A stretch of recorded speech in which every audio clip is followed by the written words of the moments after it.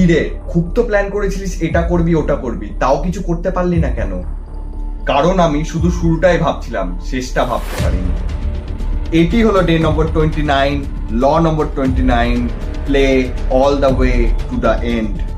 শুধু আইডিয়া থাকলেই হলো না, সেই আইডিয়াটা কি করে এক্সিকিউট করবেন এবং কি করে এন্ড করবেন সেটি আপনাকে জানতেই হবে।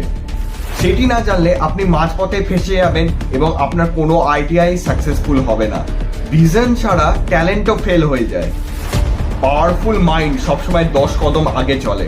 পাওয়ারফুল মাইন্ড সব আগে থেকে ক্যালকুলেট করে রাখতে পারে কোনটা করলে কি হবে।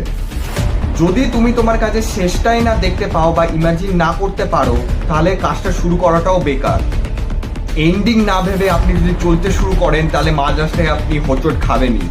তাই শুরুর উৎসাহে ভেসে যেও না, কারণ শেষের পরিণতি না ভেবে কেউ রাজা হতে পারে না।